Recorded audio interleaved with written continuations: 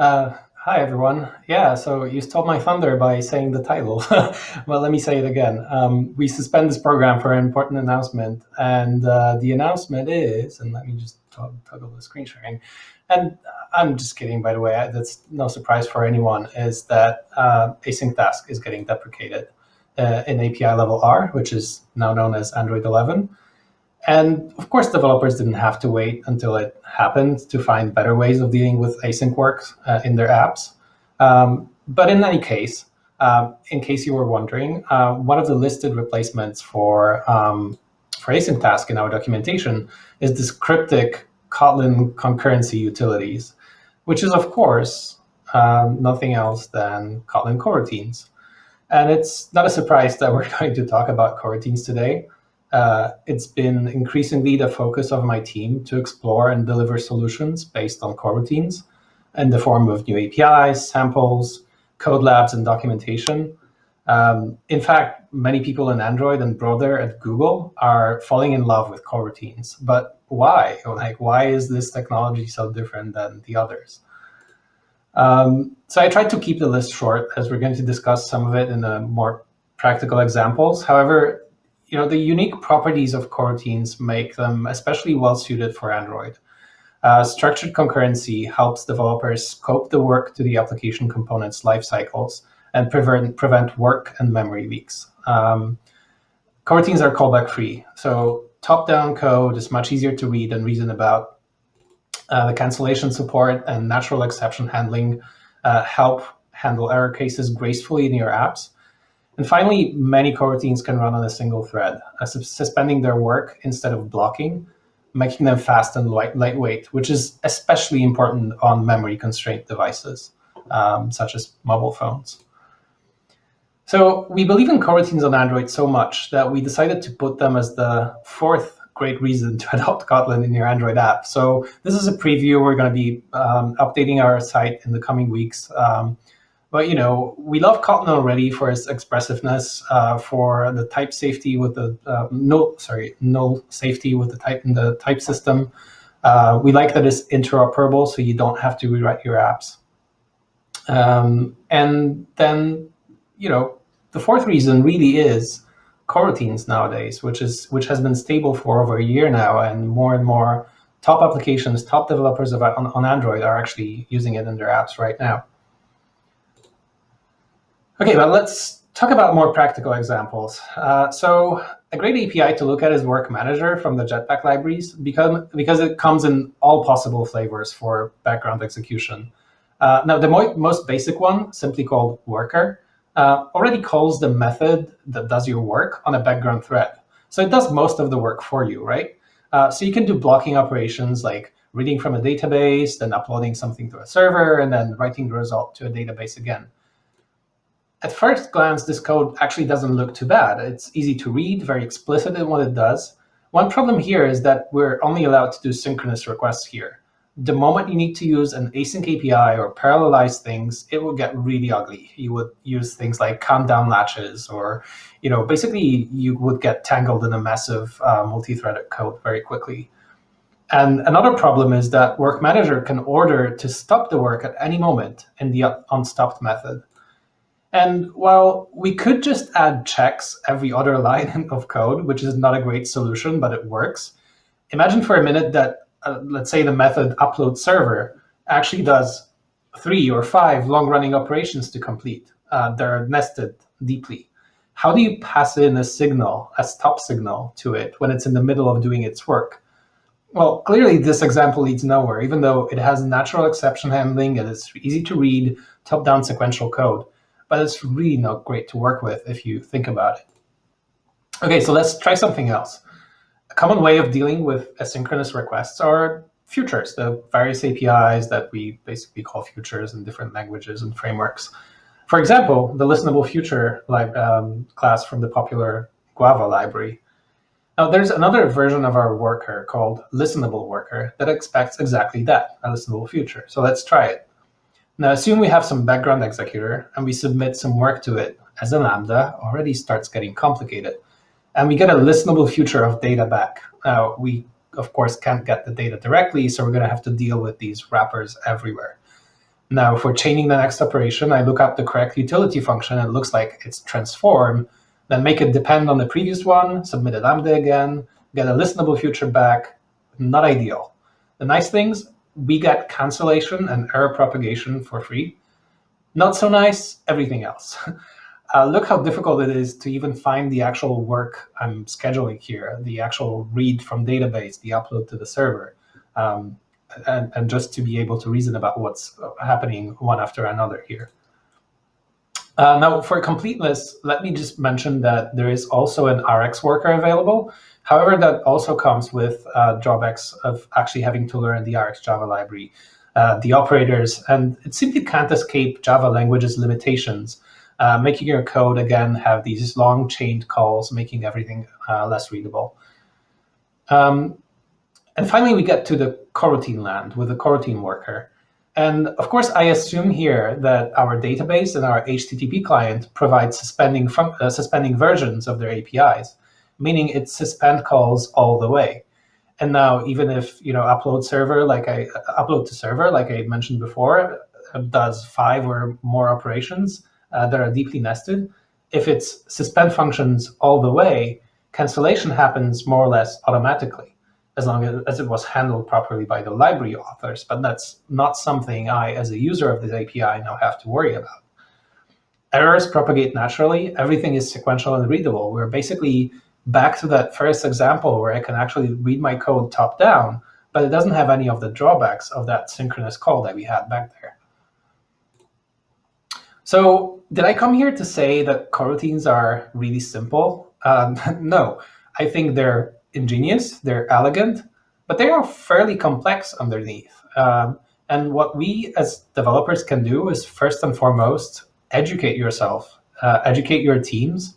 There's great technical documentation for coroutines from JetBrains on the kotlinlang.org website.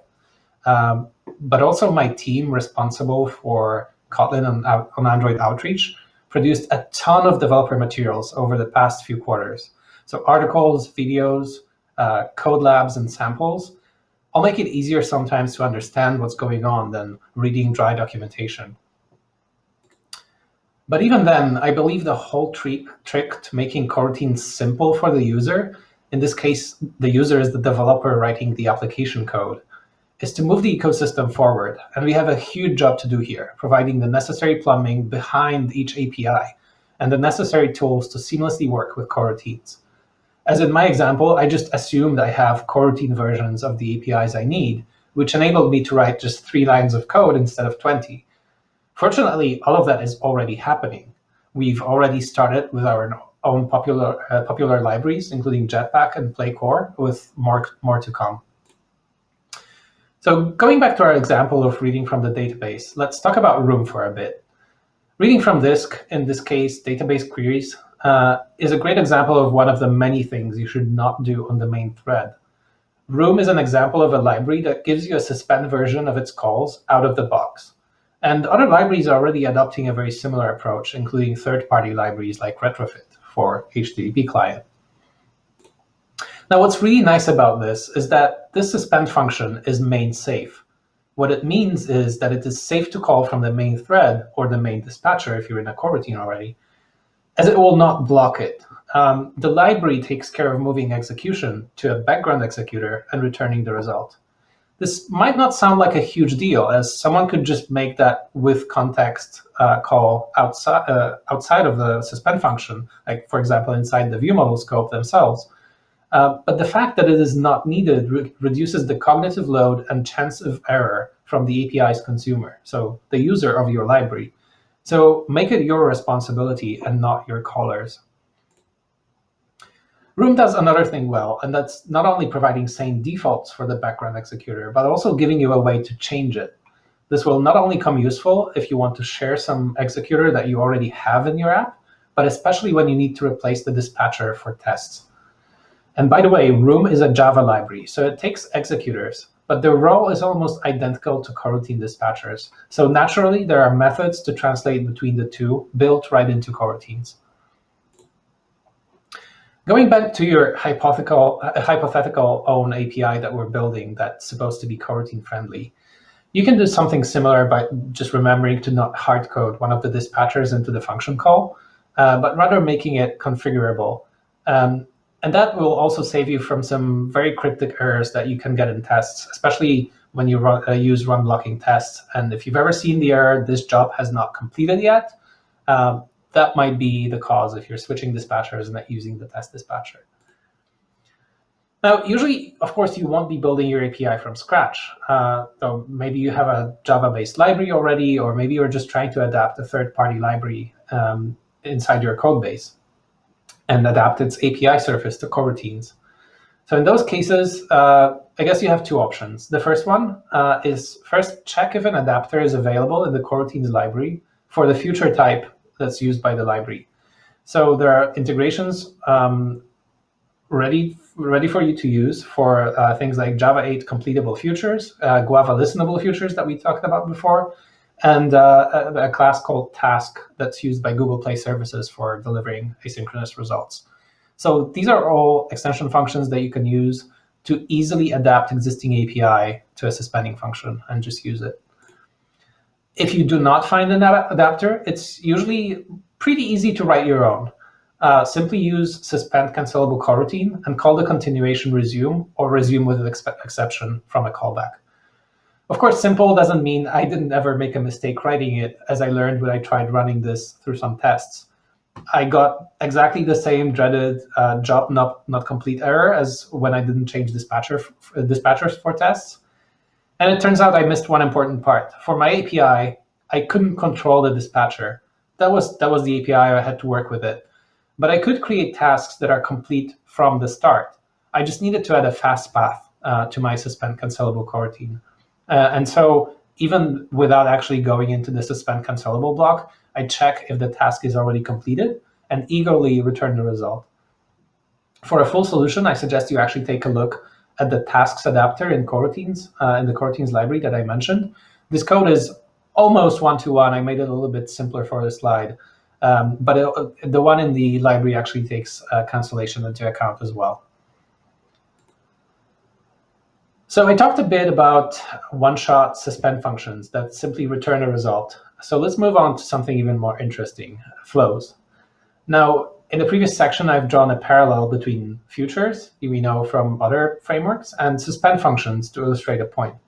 I know some people use another library, RxJava, as a way to run tasks on background threads.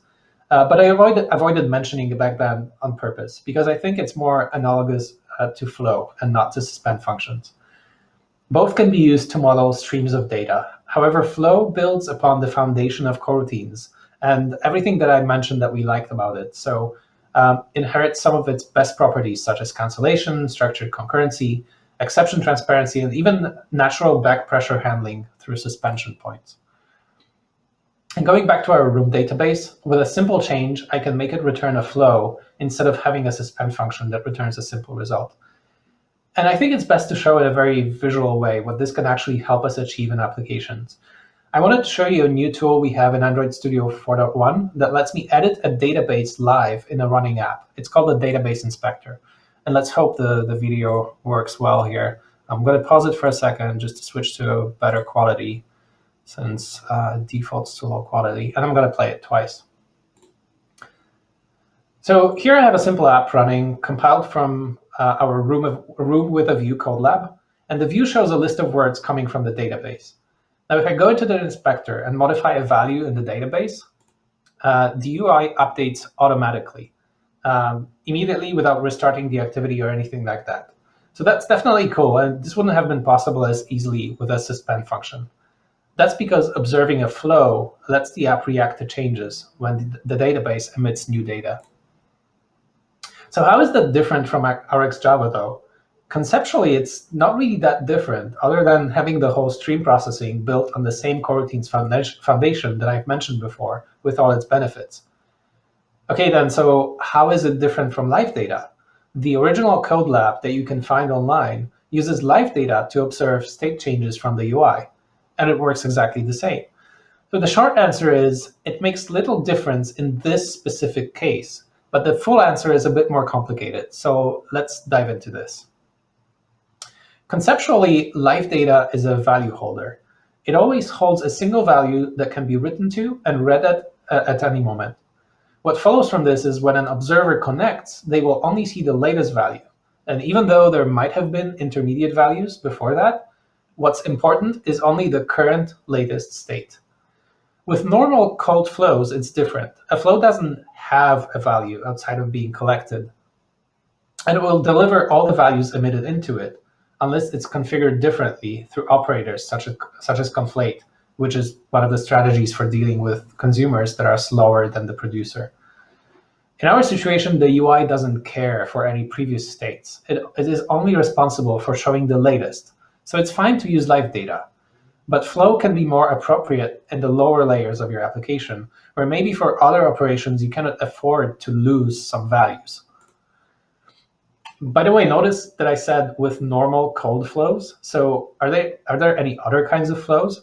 Well, yes. In fact, the latest Coroutines library version added state flow, which maps almost one-to-one with LiveData. The main differences are, of course, that state flow is a flow with all its operators and properties. LiveData had other drawbacks, such as only being able to observe from the only being able to be observed from the main thread, for example. So what's the future for LiveData now that we have something like stateflow? It's probably too early to say. You could certainly continue using one or the other, or try to replacing its usages, LiveData's usages with stateflow, although that won't work with data binding, for example, at least not out of the box right now. And we're going to explore the differences and the possibilities in our developer outreach materials for sure in the near future. The best part really is that you don't really have to pick one over the other, as it's easy to convert even from regular flows to a LiveData, which brings me to another topic.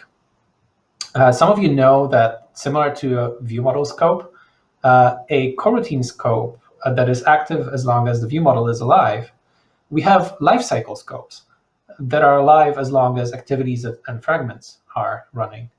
So knowing that LiveData is active when the lifecycle owner is at least started, and that we can convert between Flow and LiveData easily, what's the difference between observing a LiveData in an activity and collecting a flow in an activity in a launch when started block?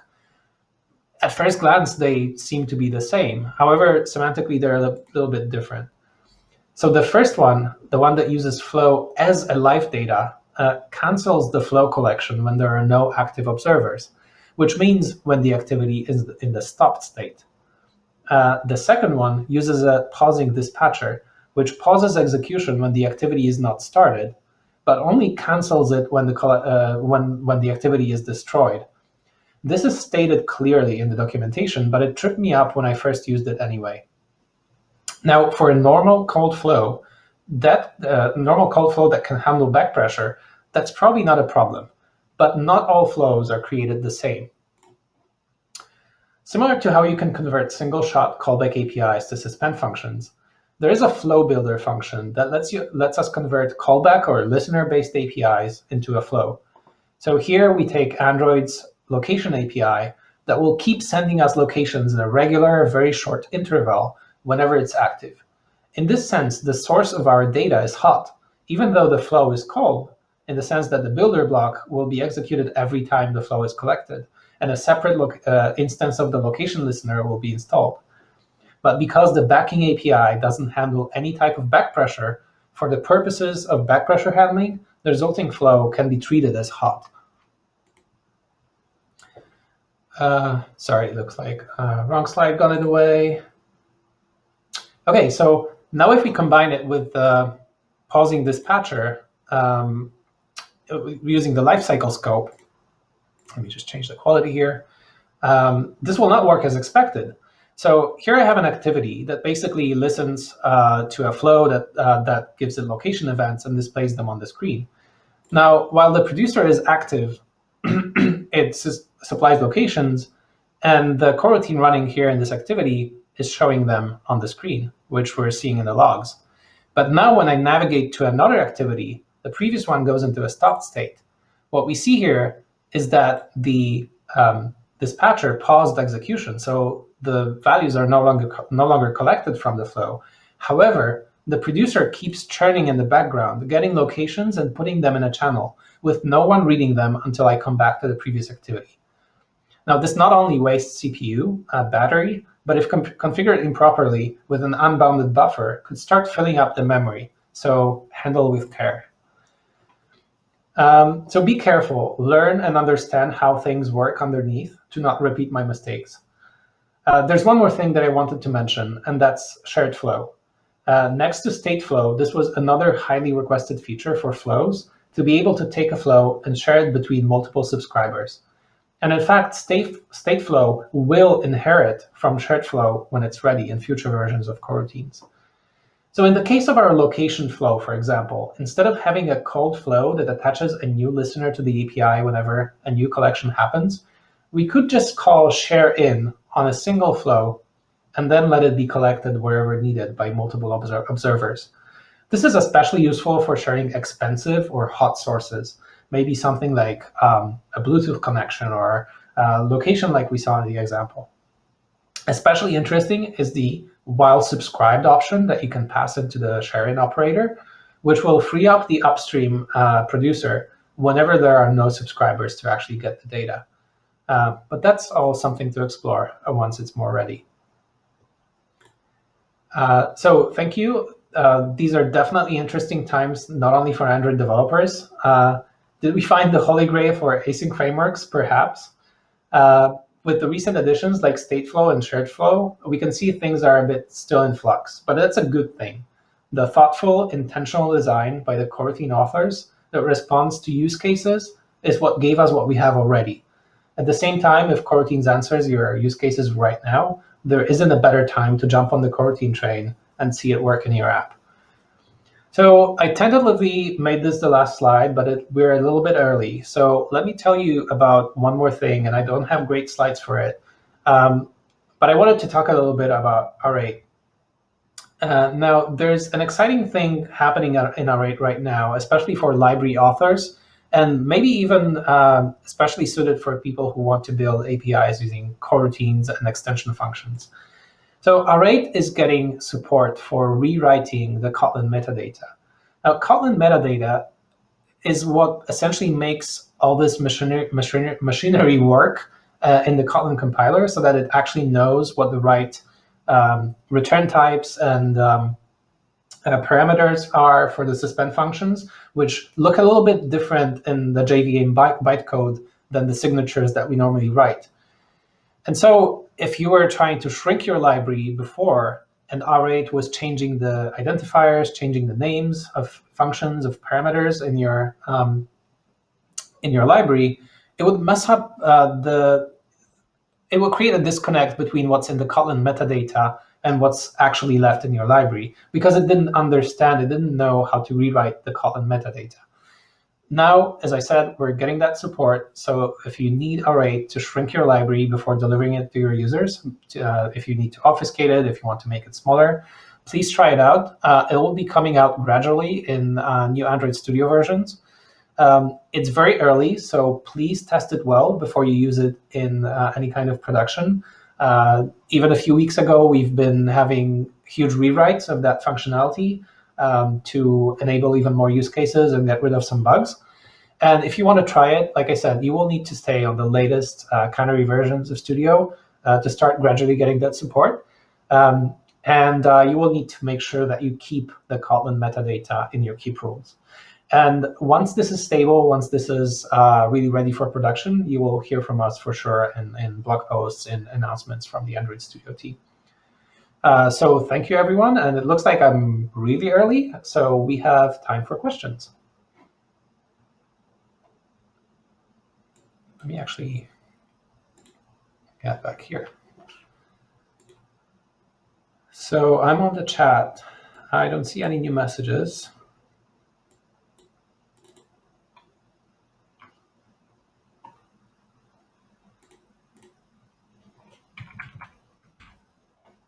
I'm just going to hang around for a bit.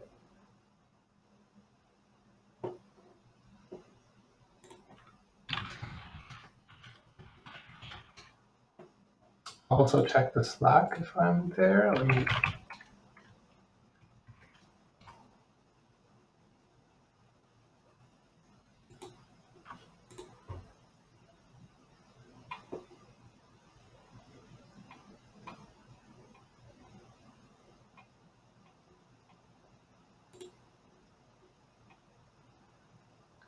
Would you say Flow is a better choice than LiveData? So like I said, it's very different.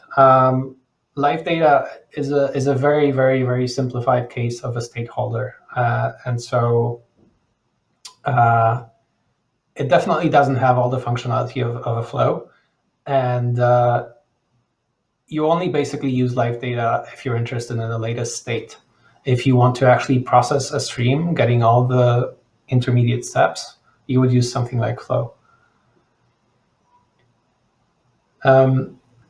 Any resources you'd want to suggest for coroutines? So let me actually bring up that slide. That's a good question. So let me toggle back screen sharing and try to find that slide from the beginning.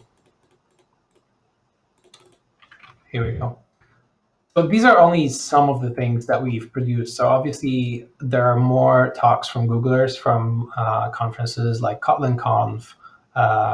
We have Code Labs, we have Medium articles, and we're also launching some revamped documentation pages on developers.android.com that we'll do our best to try and explain coroutines for first-timers, for beginners, as well as we'll have some kind of more advanced page listing some of the benefits. Will LiveData be replaced with flows in the future?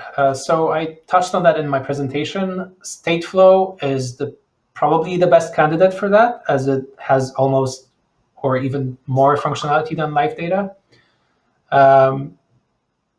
And so we'll look into it. Obviously, LiveData will live on for things like Java users. I don't have an answer right now what we're going to recommend for Kotlin. Like I said, you can continue to use LiveData. You can try to migrate to Stateflow, but it won't work with data binding, for example. Do you know of a good way to reproduce LiveData on active and LiveData on inactive with either Stateflow or shared flow? Yes. So these classes actually, so shared flow exposes a property, at least in the current design phase, that tells you how many subscribers are subscribed. So you don't have a Boolean state like active, inactive, but you have the actual number of subscribers.